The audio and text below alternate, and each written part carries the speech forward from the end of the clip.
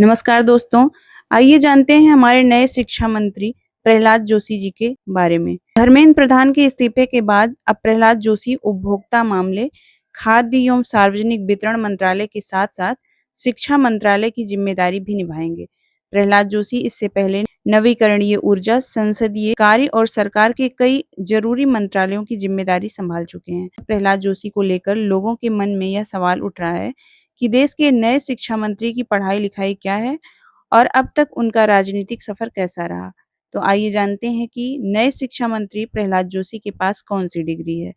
प्रहलाद जोशी का जन्म 27 नवंबर 1962 को कर्नाटक के विजयपुरा में हुआ था।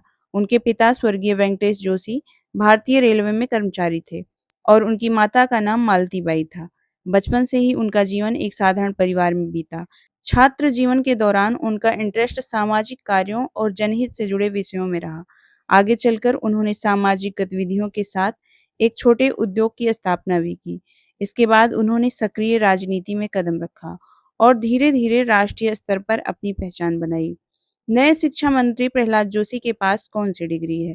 प्रहलाद जोशी की शुरुआती शिक्षा रेलवे स्कूल में हुई। उसके बाद उन्होंने हुबली के न्यू इंग्लिश स्कूल में अपनी स्कूली पढ़ाई पूरी की। उच्च शिक्षा के लिए उन्होंने कर्नाटक विश्वविद्यालय, धारवाड़ से के.एस. आर्ट कॉलेज, हुबली में एडमिशन लिया। यहाँ से उन्होंने बैचलर ऑफ आर्ट की डिग्री हासिल की। साल 1983 में बीए की पढ़ाई पूरी की। कर्नाटक विश्वविद्यालय की स्थापना 1949 में हुई थी और इसे उत्तरी कर्नाटक के प्रमुख विश्वविद्यालयों में गिना जाता है। प्रहलाद जोशी 2004 में पहली बार कर्नाटक की धारवाड़ लोकसभा सीट से सांसद चुने गए। इसके बाद उन्होंने लगातार हर लोकसभा चुनाव में जीत दर्ज की।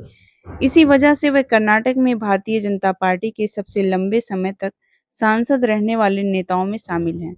राजनीति में आने से पहले वे व्यापार और सामाजिक कार्यों से जुड़े रहे। वे केंद्र सरकार में कई जरूरी मंत्रालय भी संभाल चुके हैं। 30 मई 2019 को प्रहलाद जोशी ने पहली बार केंद्रीय मंत्री के रूप में शपथ ली। उस समय उन्हें संसदीय कार्य, कोयला खान मंत्रालय की जिम्मेदारी सौंपी गई थी। इसके बाद केंद्र सरकार में उन्हें समय-समय पर कई जरूरी मंत्रालयों का दायित्व मिला। वे नवीकरणीय ऊर्जा यानी सौर और पवन ऊर्जा से जुड़े कार्यों को भी संभाल चुके हैं। साथ ही संसदीय मामलों में जैसे जरूरी विभागों में भी उन्होंने जिम्मेदारी निभाई है। तो कैसी लगी आपको ये जानकारी? हमें कमेंट बॉक्स में ज़रूर बताएं और अगर हमारी वीडियो पसंद आई हो तो प्लीज़ हमारे चैनल को लाइक, शेयर और सब्सक्राइब ज़रूर करें। Thank you.